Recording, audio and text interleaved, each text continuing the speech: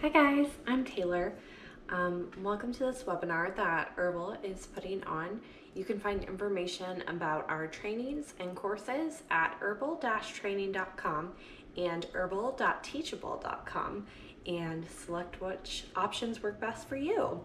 Today on this webinar, I'm going to be talking about unassisted loss or unassisted miscarriage or unassisted stillbirth.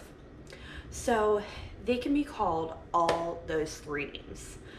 And basically, there is no difference between any of them. It is just how a mother defines it. So if she would rather call it a miscarriage, some people base it off of gestation, whether it's a miscarriage or a stillbirth.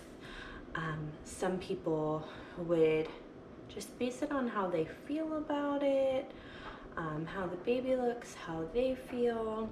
Some people don't want to call it a loss because it was very peaceful, it was very healing for them, which I agree, but I still call mine a loss, and I use a variation of those terms.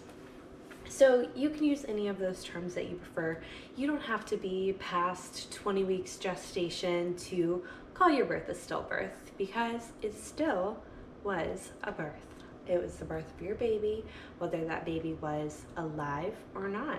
It was still a birth to you. It was still a birth to your baby, and that is all that matters. So don't ever let people get technical with you about terms or anything like that, especially providers, because that is so insensitive and completely not empathetic, because it really doesn't matter. It is what the mother feels, not what medical providers define our loss or birth as. So first, let me kind of introduce myself as far as loss or stillbirth goes. So my experience with miscarriage began in 2016. So I had my very first miscarriage at 8 weeks gestation in October 2016. And it really didn't impact me. So I didn't feel much surrounding that miscarriage. I would have been happy to have a baby, but I was also kind of relieved that I didn't have that baby. And now looking back on that, I can't ever imagine feeling that way again now that what I've been through. But at that time in that place, that's where I was. And then I was able to carry surrogate twins for a mother following that, and didn't even think again about the loss or anything like that. It didn't bother me on a daily basis. I didn't think about that baby on a daily basis. We did name her. We named her Phoenix Erin. But other than that, it didn't really impact us grief-wise or anything like that. I never saw the baby.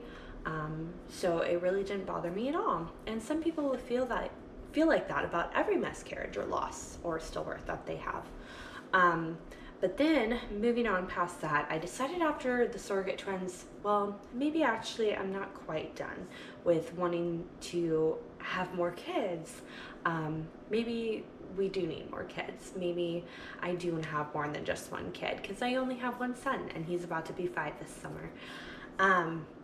So yeah, the next time that we tried to get pregnant, I had a very early loss in February 2019. So I conceived, I immediately knew. I got pregnancy test right away. 4 weeks, I had a really nice, strong positive. And then I kept testing, and I slowly watched the lines fade away until they bled. So I had about a 5-week gestation miscarriage at that point. And then I had another one again in April 2019. Those impacted me slightly because this time I really did want a baby. And, but I knew that the universe or God or whoever is up there had a plan for me. And so I took it with pretty much a grain of salt, but at the same time, there was a spirit baby that was talking to me throughout all this. And from the beginning of February 2019, when I had my first loss, when I got that final negative, pregnancy test at 5 weeks gestation, I heard a little voice in my head say, "Mama, I'll be back." And that just really hit me. I was like, is that in my head? It didn't sound like the usual voice in my head, you know? It doesn't sound like me. And I firmly believe in spirits and talking to spirits, so it just kind of hit me like, whoa, what was that? But then I let it go, didn't think anything about it. I thought that I was kind of crazy. And then come to April 2019, right before my miscarriage, my son had just been diagnosed with cancer. And so while I was in the hospital with him and I started bleeding, I heard the voice again, the first time that the voice had come back to me since then. And it said, "I'm coming to save my brother." And I'm like, oh wow, this baby is gonna come and be like a stem cell donor for their brother that's going through cancer treatment and things like that. That is amazing. That's how I felt about it at the time. Then I miscarried. And then my son was going through so much and everything like that that I didn't even revisit pregnancy. But conveniently and coincidentally, I got pregnant again in July 2019.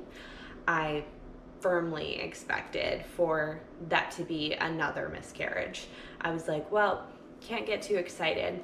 But I also had a feeling that this one was gonna stick. So I was really hopeful, and I watched the weeks pass by and by and by. I was still pregnant. I started getting midwifery care and everything was great. And then I hit 18 weeks. And throughout this whole pregnancy before then, I really thought like, wow, this baby's actually coming. I'm getting so excited about it. And he's really gonna come and save his brother from all of this trauma that his brother is going through. And it's just gonna be so healing and so amazing for him and his brother. And I was really excited about it. And then comes along 18 weeks and I'm at the hospital with my son. And I go to the bathroom because I feel kind of weird and I start spotting a little bit. I'm like, okay, but I had been spotting a couple times throughout the pregnancy, so I kind of ignored it. I had just had intercourse with my husband a couple days before, so I thought maybe it's related to that, no worries. And then that night I started cramping and I started bleeding heavily more, but I had a midwifery appointment the next day. So I was like, well, I'll just get my levels tested tomorrow. We should be able to get me on progesterone or something like that, see what's going on, and everything will be fine. Well, it turns out my miscarriage decided to go significantly faster than that. And I woke up about 3 a.m. and I was bleeding heavy, bright red blood. And I was like, okay, this is it. I'm having a miscarriage. And from my experience with miscarriage, they usually go really slow, you bleed a long time, and eventually a baby comes out with or without intervention. So I was just like, I'm just gonna go to sleep. I can't deal with going to anybody right now, talking to anybody right now about what my options are as far as this pregnancy. I didn't feel a need to go to the hospital. I didn't feel the need to call my midwife. Nothing was wrong. I knew what was happening. And so there was no reason for me to take any further steps from there. And